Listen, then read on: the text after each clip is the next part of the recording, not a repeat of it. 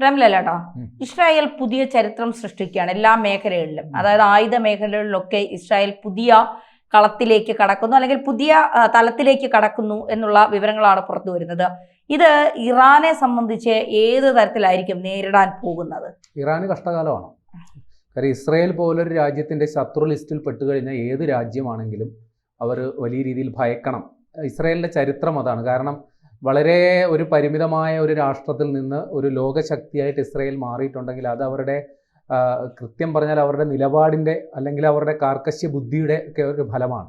അക്കാര്യത്തിൽ ഇസ്രായേലിനെ സമ്മതിക്കുക അല്ലാണ്ട് നിവൃത്തിയില്ല. കാരണം അവരുടെ അംഗസംഖ്യ നോക്കിയാൽ ഏതാണ്ട് കേരളത്തിലുള്ള ഏതാണ്ട് അത്ര ജനസംഖ്യയൊക്കെ ഉള്ളൂ ഇസ്രായേലിലും. അത്ര ചെറിയൊരു രാഷ്ട്രമാണ്. അപ്പോൾ അത്തരത്തിലുള്ളൊരു രാഷ്ട്രം ഒരു ലോകം മൊത്തത്തെ ഇപ്പോൾ അമേരിക്കയെ പോലും സ്വാധീനിക്കുന്ന തരത്തിലുള്ള ഒരു ശക്തിയായി മാറിയിട്ടുണ്ടെങ്കിൽ ഇസ്രായേൽ വരും നാളുകളിൽ ഇസ്രായേൽ ഒരു ചെറിയ മീനല്ല എന്ന് തന്നെ നമ്മൾ അടിവരയിട്ട് പറയേണ്ടി വരും. ഏതാണ്ട് 6 രഹസ്യ പദ്ധതികൾ ഇസ്രായേൽ നടപ്പിലാക്കുന്നു. അത് ലോകം കീഴടക്കാൻ തന്നെ കണക്കൂട്ടിയായിരിക്കണം. അമേരിക്കയെ പോലും വെല്ലുവിളിക്കുന്ന തരത്തിൽ. ഇപ്പോൾ ട്രംപിന് പോലും ഒരു പരിധിക്കപ്പുറം ബെഞ്ചമിൻ നെതന്യാഹുവിനോട് ആജ്ഞാപിക്കാൻ പറ്റില്ല, അപേക്ഷിക്കാനേ പറ്റുള്ളൂ. ആ ഒരു അവസ്ഥയിൽ ഉണ്ടായിട്ടുണ്ട്. ട്രംപ് ഇപ്പൊ എല്ലാവരോടും അപേക്ഷിച്ചുകൊണ്ടിരിക്കുകയാണല്ലോ. കയ്യിരിപ്പിന്റെ ഗുണം കൂടിയാണ്. ഇന്ത്യയുടെ കാല് പിടിക്കുന്നു, മോദിയെ വിളിക്കുന്നു, അവിടെ ഒന്നും നടക്കുന്നില്ല. ഏതായാലും ഇപ്പോൾ നിലവിൽ നമുക്ക് ഇസ്രായേലിന് അമേരിക്കയെ പിണക്കാൻ പറ്റില്ല. അതുകൊണ്ട് ആ രീതിയിൽ സഹകരിച്ചു പോകുന്നുണ്ട്. ഈ 6 രഹസ്യ പദ്ധതികളിൽ ചിലതൊക്കെ നമുക്ക് അറിവുള്ള കാര്യങ്ങളൊക്കെ തന്നെയാണ്. അതൊന്ന് വെസ്റ്റ് ബാങ്കിൽ അവർ നടപ്പിലാക്കുന്ന അധിനിവേശം. അവിടെ പലസ്തീൻ പൗരന്മാരെ പൂർണ്ണമായി ഒഴിവാക്കി അവിടെ ജൂതന്മാരെ, ഇസ്രായേലി പൗരന്മാരെ കുടിയിരുത്തുക എന്നുള്ളതാണ് ഇസ്രായേലിന്റെ പദ്ധതി. ഏതാണ്ട് 3400ഓളം വീടുകളാണ് ഇസ്രായേൽ സർക്കാർ തന്നെ അവിടെ നിർമ്മിച്ച് അവിടെ ഇസ്രായേൽ പൗരന്മാരെ, ജൂതന്മാരെ കൊണ്ട് അവിടെ അധിവസിപ്പിക്കുകയാണ്. അങ്ങനെ അവിടെ വംശീയമായിട്ടൊരു വേർതിരിവ് അല്ലെങ്കിൽ അവിടെ സമ്മിശ്രമാക്കുക, അങ്ങനെ ഫലസ്തീൻകാരെ അവിടെ നിന്ന് പൂർണ്ണമായി ഒഴിവാക്കുക തുടങ്ങിയ ഒരു അജണ്ടയാണ് അവർ നടപ്പിലാക്കുന്നത്. സമാനമായ പദ്ധതി ഗസയിലും, ഗസയുടെ പൂർണ്ണ നിയന്ത്രണം ഇസ്രായേൽ ഏറ്റെടുക്കുക എന്നുള്ളൊരു നിലയിലേക്ക് എത്തിയിട്ടുണ്ട്. അവിടെ പൂർണ്ണതോതിൽ അവരുടെ ഇസ്രായേൽ സേന പൂർണ്ണതോതിലുള്ള ആക്രമണം അഴിച്ചുവിടുന്നു. അവിടെ നിന്ന് ഗസയിലുള്ളവരെ അവിടെ നിന്ന് സൗത്ത് സുഡാനിലേക്കൊക്കെ നിങ്ങൾ വേണമെങ്കിൽ പൊക്കോളൂ എന്ന പറയുന്ന രീതിയിലോട്ടൊക്കെ കാര്യങ്ങൾ എത്തിയിട്ടുണ്ട്.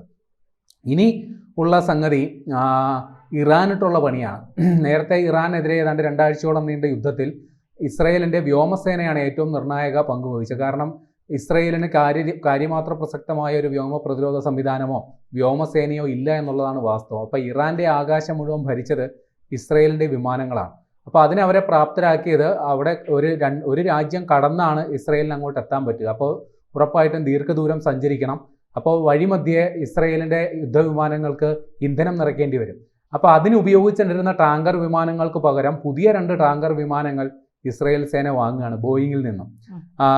KC-46 എന്ന് പറയുന്ന ബോയിങ്ങിൻ്റെ ടാങ്കർ വിമാനങ്ങൾ $500 മില്യൺ കൊടുത്ത് 2 എണ്ണം വാങ്ങാനായിട്ടാണ് തീരുമാനം. അപ്പോൾ ഇസ്രായേലിൻ്റെ ഏറ്റവും അടുത്ത വെല്ലുവിളി ഹമാസാണ്. പലസ്തീനിലുള്ള ഹമാസ് ആണെങ്കിൽ അവർക്ക് ഈ യുദ്ധവിമാനങ്ങൾ പോയിട്ട് ഇടക്ക് ഇന്ധനം നിറയ്ക്കേണ്ട ആവശ്യമൊന്നുമില്ല, നേരിട്ട് പോയി ആക്രമിക്കാവുന്ന കാര്യമുള്ളൂ. പക്ഷേ ഒരു എണ്ണ ടാങ്കറുകൾ വീണ്ടും വാങ്ങുന്നുണ്ടെങ്കിൽ ഉറപ്പായിട്ടും ഇസ്രായേൽ അത് ഇറാനെ കണക്കാക്കി ഇറാനായിട്ടുള്ള വെക്കുന്ന വെടിയാണ് എന്നുള്ളത് ഇപ്പോഴേ നമ്മൾ കണക്ക് കൂട്ടണം. അപ്പോൾ വരുന്ന കാലയളവിലും ഇറാനെതിരെ ഒരു യുദ്ധം ഇസ്രായേൽ പ്രതീക്ഷിക്കുന്നുണ്ട് എന്നാണ് നമ്മൾ മനസ്സിലാക്കേണ്ടത്. പിന്നീട് ഉള്ളത് ഇസ്രായേലിന്റെ രഹസ്യ ആയുധങ്ങളെ കുറിച്ചാണ്. ഇസ്രായേൽ ലേസർ ആയുധങ്ങൾ വാങ്ങുന്നു. അത് എവിടെ നിന്നാണ് അത് ആക്രമിക്കപ്പെടുക എന്നുള്ളത് മുൻകൂട്ടി നമുക്ക് കാണാനോ ഒന്നും സാധിക്കില്ല. എവിടെ നിന്നാണ് ആക്രമണം എന്ന് കണ്ടെത്തുക വളരെ പ്രയാസമാണ്. അത്തരത്തിലുള്ള ലേസർ ആയുധങ്ങൾ അവർ സ്വന്തമാക്കുന്നു. നമ്മൾ നേരത്തെ കേട്ടിട്ടുള്ളതാണ് ഈ ഹമാസിന്റെ അടക്കം ചില ഉന്നത നേതാക്കളെ അല്ലെങ്കിൽ ഇറാന്റെ ചില സൈനിക ഉദ്യോഗസ്ഥരെ അടക്കം അവിടെ പോയി എവിടെ നിന്നാണ് ആക്രമണം എന്ന് കണ്ടെത്താൻ പറ്റാത്ത രീതിയിൽ അവരെ വധിച്ചിരുന്നു. അപ്പം ഇത് ഈ ലേസർ ആയുധങ്ങളടക്കമുള്ള സാങ്കേതിക വിദ്യകൾ ഉപയോഗിച്ചിട്ടുള്ളതാണ് എന്നുള്ളതാണ് വാർത്തകൾ വരുന്നത്. അപ്പോൾ അത്തരത്തിൽ ലേസർ ആയുധങ്ങൾ കൂടുതൽ വാങ്ങാനായിട്ട് ഇസ്രായേൽ പദ്ധതിയിടുന്നു. അതേപോലെ AI നിയന്ത്രിത ആയുധങ്ങൾ, കമ്പ്യൂട്ടർ നിയന്ത്രിത ആയുധങ്ങൾ, റോബോട്ട് സാങ്കേതിക വിദ്യ അടക്കം ഉപയോഗിക്കുന്ന ആയുധങ്ങൾ വാങ്ങുന്നു. അതേപോലെ സ്വയം നിയന്ത്രിക്കുന്ന ഡ്രോൺ സംവിധാനം, അതായത് റഡാറുകൾ ഉപയോഗിച്ച് ശത്രു രാജ്യത്ത് നിന്ന് ഏതെങ്കിലും റോക്കറ്റ് ആക്രമണമോ അല്ലെങ്കിൽ ഏതെങ്കിലും വിമാനങ്ങളോ തങ്ങളുടെ അതിർത്തിയിലേക്ക് കടന്നു കയറുന്നു എന്ന് റഡാറുകളിൽ സൂചന കിട്ടിയാൽ അപ്പോൾ തന്നെ ഡ്രോണുകൾ സ്വയം നിയന്ത്രിച്ച് അതിനെതിരെ പ്രത്യാക്രമണം നടത്തുക, അങ്ങനെ സ്വയം നിയന്ത്രിത ഡ്രോൺ സംവിധാനം ഇസ്രയേൽ സ്വന്തമാക്കുന്നു എന്നുള്ള വാർത്തകളാണ് വരുന്നത്. ഇനിയുള്ളത് എബ്രഹാം ഷീൽഡ് എന്ന് പറയുന്ന വലിയ രീതിയിലുള്ള ഒരു പ്രതിരോധ സംവിധാനമാണ്. പഴയ ഇസ്രായേൽ അല്ല ഇപ്പോഴത്തെ ഇസ്രായേൽ. പഴയ ഫലസ്തീനെ സഹായിക്കാനായിട്ട് മുസ്ലിം രാഷ്ട്രങ്ങൾ രംഗത്തുണ്ടായിരുന്നെങ്കിൽ ഇപ്പോൾ ഇസ്രയേലുമായിട്ട് അത്തരം രാഷ്ട്രങ്ങളൊക്കെ വളരെ സഹകരണത്തിലാണ്.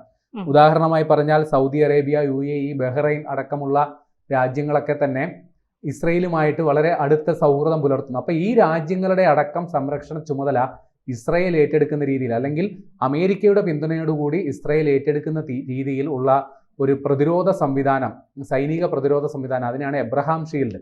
അത്തരത്തിലൊരു പദ്ധതിയുമായിട്ട് ഇസ്രയേൽ മുന്നോട്ട് പോകുന്നു. അത് ആ ഒരു പ്രതിരോധ സംഗതിയിലേക്ക് കൂടുതൽ രാജ്യങ്ങൾ കടന്നു വരും. അപ്പോൾ ഈ പ്രതിരോധ സംവിധാനം ഉദ്ദേശിക്കുന്നത് ഇറാന്റെ ഭീഷണിയെ നേരിടുക, അതേപോലെ തന്നെ ഇറാൻ പരിപോഷിപ്പിക്കുന്ന ഭീകരവാദ സംഘടനകളുണ്ട്, ഹിസ്ബുള്ളയുണ്ട്, ഹമാസ് ഉണ്ട്, ഹൂത്തികളുണ്ട്. അപ്പോൾ ഇത്തരത്തിലുള്ള ഭീകരവാദ സംഘടനകളുടെ ഭീഷണിയെ നേരിടാൻ കണക്കാക്കിയാണ് എബ്രഹാം ഷീൽഡ് പദ്ധതിയുമായിട്ട് ഇസ്രയേൽ മുമ്പോട്ട് പോകുന്നത്. അപ്പോൾ അതിനും ഇനിയും കൂടുതൽ രാജ്യങ്ങളുടെ പിന്തുണ കിട്ടുമെന്നും ഇസ്രയേൽ പ്രതീക്ഷിക്കുന്നു. ഏറ്റവും ഒടുവിൽ ഉള്ളത് ഇത്തിരി രസകരമായ സംഗതിയാണ്. പലസ്തീൻകാരുടെ ഫോൺ സംഭാഷണങ്ങളെല്ലാം, അവരെ നടത്തുന്ന ടെലിഫോൺ കോളുകളടക്കം, അവരെ ഉപയോഗിക്കുന്ന ഓൺലൈൻ ചാറ്റുകളടക്കം എല്ലാം രഹസ്യമായി ഇസ്രയേൽ അതൊക്കെ ചോർത്തിയെടുക്കുന്നു എന്നുള്ള വിവരങ്ങൾ വരുന്നു. അപ്പോൾ ഇതെല്ലാം കണക്കാക്കുമ്പോൾ നമ്മൾ ഭയപ്പെടണം. കാരണം നേരത്തെ തന്നെ ഇറാനും ഇസ്രയേലും തമ്മിലുള്ളൊരു സംഘർഷം ഉണ്ടായപ്പോൾ ഇസ്രയേലിനെ പ്രത്യക്ഷമായി പിന്തുണച്ചുണ്ടായിരുന്ന അമേരിക്ക മാത്രമാണെങ്കിൽ ഇറാനെ പിന്തുണച്ചുകൊണ്ട് പല രാജ്യങ്ങളും വന്നിരുന്നു. തുർക്കി വന്നിരുന്നു, ഇറാനെ സപ്പോർട്ട് ചെയ്യാൻ റഷ്യ ഉണ്ടായിരുന്നു, ചൈന ഉണ്ടായിരുന്നു, പിന്നെ ചില മുസ്ലിം രാഷ്ട്രങ്ങളും ഇറാൻ അനുകൂലമായി നിലപാടെടുത്തു. അപ്പോൾ ഇറാനെ ഇനിയും ഇസ്രയേൽ ആക്രമിച്ചാൽ ഈ രാജ്യങ്ങളെല്ലാം ഏത് രീതിയിലാണ് ഇനി പ്രതികരിക്കുക? അതൊരു വലിയൊരു തുറന്ന യുദ്ധത്തിലേക്ക് പോകുമോ? ഒന്നാം ലോക മഹായുദ്ധവും ഈ രീതിയിലാണ് ഉണ്ടായത്. ചേരികൾ തമ്മിൽ സംഘർഷം ഉണ്ടായപ്പോഴാണ് ഒന്നാം ലോക മഹായുദ്ധം ഉണ്ടായത്. അതിൻ്റെ അനന്തരഫലം, അതിൻ്റെ തീപ്പൊരികൾ അടങ്ങാത്തത് കൊണ്ടാണ് രണ്ടാം ലോക മഹായുദ്ധം ഉണ്ടായത്. അപ്പം ഇത്തരത്തിൽ ഇസ്രയേൽ, നേരത്തെ പറഞ്ഞതുപോലെ ഇസ്രയേൽ പഴയ ഇസ്രയേൽ അല്ല ഇപ്പോഴത്തെ ഇസ്രയേൽ. അവർ സൈനികമായി കുറെ കൂടി പ്രബലരാണ്. അവർക്ക് ഉള്ള സഖ്യരാജ്യങ്ങൾ കൂടുതലാണ്. അമേരിക്ക മാത്രമല്ല, പല രാജ്യങ്ങളുമായിട്ടും, ഇപ്പം ഇന്ത്യ അടക്കമുള്ള രാജ്യങ്ങളുമായിട്ടും അവർ തന്ത്രപ്രധാന സൗഹൃദം സൂക്ഷിക്കുന്നുണ്ട്. അപ്പോൾ പഴയ ഇസ്രയേൽ അല്ല ഇപ്പോഴത്തെ ഇസ്രയേൽ. ഇറാനും അതേപോലെ തന്നെ അവരും പല രാജ്യങ്ങളുമായിട്ട് സൗഹൃദം സ്ഥാപിച്ചിട്ടുണ്ട്. അപ്പോൾ ഇനി ഈ രണ്ട് രാജ്യങ്ങൾ തമ്മിൽ ഇനിയൊരു സംഘർഷം ഉണ്ടായാൽ അത് ഏത് തരത്തിൽ അത് രൂപാന്തരപ്പെടും എന്നുള്ള കാര്യത്തിൽ കടുത്ത ആശങ്കയുണ്ട്. അപ്പോൾ ഇസ്രയേലിന്റെ ഈ രഹസ്യ പദ്ധതികൾ, ചില പദ്ധതികളൊക്കെ രഹസ്യം എന്ന് പറയാനൊക്കില്ല, അത് പരസ്യ പദ്ധതികൾ തന്നെയാണ്. അത് ഏത് തരത്തിൽ ഇനി വരുന്ന കാലത്ത് സ്വാധീനമുണ്ടാക്കും, വരുന്ന കാല സംഘർഷങ്ങൾ ഏത് രീതിയിലാകും എന്നുള്ളത് നമ്മൾ കൗതുകത്തോടെ നോക്കിയിരിക്കണം.